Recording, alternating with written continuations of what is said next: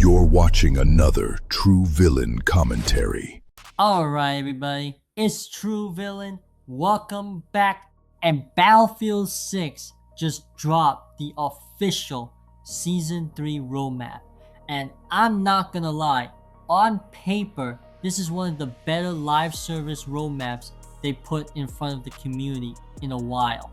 New maps, new weapons, Obliteration coming back, more Battle Royale support, a better seasonal structure, and they're already teasing Naval Warfare for Season 4.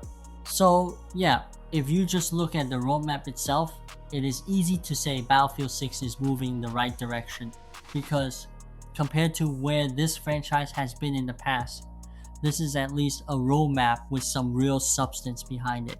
EA says Season 3 begins the 12th of May 2026, and it is split into 3 phases. Warlords Supremacy on May 12, Blast Point update on June 9, and High Value Target update on June 30. That's actually a pretty healthy structure on paper, but here's the thing. I do not think Battlefield 6's biggest issue right now is a lack of content. That's the trap, because when I look at Battlefield 6, I do see content. I see a game that commercially launched huge. I see a game with a much stronger foundation than 2042. I see a game where the gunplay, class system, destruction, atmosphere, and grounded tone still get praise. I also see a player base that is still not fully comfortable trusting EA and DICE long term. And that is why this roadmap is interesting. Not because it tells us whether Battlefield 6 has content. It clearly does. It's interesting because it tells us whether DICE actually understands what the community wants this game to be. That's the real conversation. And starting with the roadmap itself, the strongest part is probably the map direction. The first major map is Railway to Golmud, which EA calls the biggest Battlefield 6 map yet. It's a reimagined version of Golmud Railway from Battlefield 4, and according to the official write-up, it includes ruined villages, large hills and valleys, tank-heavy spaces, industrial close quarters areas, a moving railway feature, and support for infantry, ground vehicles, jets, and helicopters. That's not a tiny little remix. That sounds like DICE deliberately trying to make a map that feels large scale, vehicle heavy, and classic Battlefield again. And honestly, that matters a lot. Because one of the biggest complaints with Battlefield 6 right now is still the feeling that matchmaking and playlist structure have not fully replaced what made old Battlefield communities strong. Players still complain about inconsistent matchmaking, one-sided blowouts, weak team balancing, and the lack of that old recognizable server culture. Battlefield 3 and Battlefield 4 had that strong server identity where people actually knew what lobby they were in and what kind of match they were signing up for. Battlefield 6 still has not fully brought that feeling back. So if DICE is going to win people over, one of the best ways to do it is by making maps that actually remind players why they fell in love with this series to begin with. Railway to Golmud clearly looks like that kind of move. Then after that, on June 9, they're dropping Cairo Bazaar, which is a reimagined Grand Bazaar from Battlefield 3. That one is much more close quarters, infantry focused, centered around a marketplace in Cairo with mirrored routes and choke points. And I actually think the contrast between those two maps is smart. One is bigger, more open, more combined arms, more Battlefield scale. The other is tighter, more lane driven, more infantry focused. That gives Season 3 a stronger balance than just repeating the same kind of map twice. Now, the second thing I like about this roadmap is that it is not just maps and see you later. there is a lot of weapon and mode support here too. At launch, Season 3 adds the M16, A4, the RPK 74M, and the L115. That is actually a pretty nice spread. You've got an iconic rifle, an LMG, and a long-range sniper all landing together. Then later in the Blast Point update, they add the PP-19 SMG through the Explosive Charge event. So across one season, you've got 4 recognizable weapons that all fit different roles. That's way better than dropping one random gun and pretending it changes the whole sandbox. And I also think the attachment additions matter more than people realize. Stuff like burst mode, aftermarket buffer, speed holster, cryogenic barrel, buckshot, compensator, and subsonic ammo might not sound like the biggest headlines in the world, but attachments are one of those things that can quietly make a live service shooter feel way better if they keep opening up build variety, instead of making every weapon feel solved after 2 days. Then, on the mode side, you've got Obliteration coming back on June 9, and I actually think that's one of the best choices on this roadmap.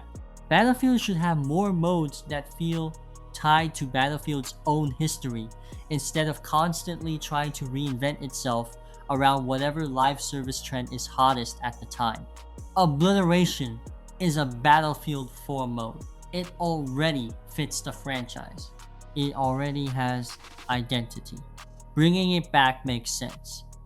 Then, on June 30, they're also adding Tactical Obliteration, which is an 8v8 smaller squad version of the idea.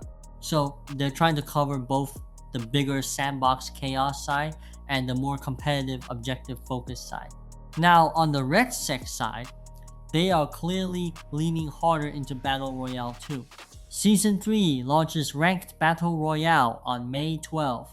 Then Casual Battle Royale comes on June 30 with a mix of real players and bots. I actually think that's a smart split. Ranked exists for the people who want progression and leaderboards. Casual exists for people learning the mode or just wanting a more relaxed experience. That is the kind of separation a lot of these live service shooters should be doing more often, instead of trying to force one version of the mode to serve everybody. But this is where I need to pull back a little. Because even though I like the roadmap, I don't think it automatically solves Battlefield 6's biggest long-term problems. And the biggest one is still identity and trust. That's what this all comes back to. Battlefield 6 does not just need more content. It needs the community to believe DICE will keep pushing in the right direction. That means immersion, teamwork, vehicle warfare, combined arms, sandbox play, tactical pacing, strong maps, and not letting the whole game slide into over-monetized, arcade-heavy, cosmetic-first nonsense. That is the fear a lot of Battlefield players still have. They look at this game and say, okay, yes, this is already much better than 2042. But is EA actually going to protect what makes Battlefield Battlefield? Or are they eventually going to bend it back toward some engagement optimized COD style system? That fear is still there. And honestly, I understand it, because the roadmap does some things that strengthen Battlefield's identity, like bringing back Golmud, Grand Bazaar, Obliteration, and openly saying Naval Warfare is returning in Season 4. Those are good signs. Those are Battlefield signs. But trust is not rebuilt in one roadmap. It gets rebuilt when the game keeps making those right moves over and over again, instead of eventually swerving back into old mistakes. That's why I think the most important line in this whole roadmap is not even one of the launch features. It's the note that Season 3 is leading toward the return of Naval Warfare later in Season 4. Because if DICE actually pulls that off, well, now you're talking about something much bigger than a normal content drop. Now you're talking about Battlefield reclaiming another major pillar of its identity that players have been asking for. And that's where this starts going from nice roadmap to okay, maybe DICE actually gets it. But until then, I think the fair read is this. Season 3 looks good. There is real content here. The maps and modes are much more Battlefield coded than some people probably expected. The weapon additions are strong, and DICE at least seems aware that legacy Battlefield identity still matters. But the bigger issue has not gone away. Players still do not fully trust EA and DICE to hold that line long term. That is the real hurdle because the community got burned by Battlefield 5 controversies, by 2042's launch, and by years of the franchise not always knowing what it wanted to be. So even when Battlefield 6 does something right, and this roadmap mostly is a right step, people still react with caution instead of full excitement. That's why this season matters. Not because it will single-handedly save the game. Not because Battlefield 6 is content starved, but because it is another test of whether DICE is actually committed to the version of Battlefield the community wants. And if they keep moving like this, bigger maps, classic inspirations, Battlefield modes, Naval Warfare returning, then yeah, I think they can slowly build that trust back. If they drift, no, all the old fears come right back. If you think Season 3 is the kind of roadmap Battlefield 6 needed, or if you still think the bigger trust problem isn't fixed yet, let me know in the comments. And if you're new around here, subscribe. See you guys in the next video.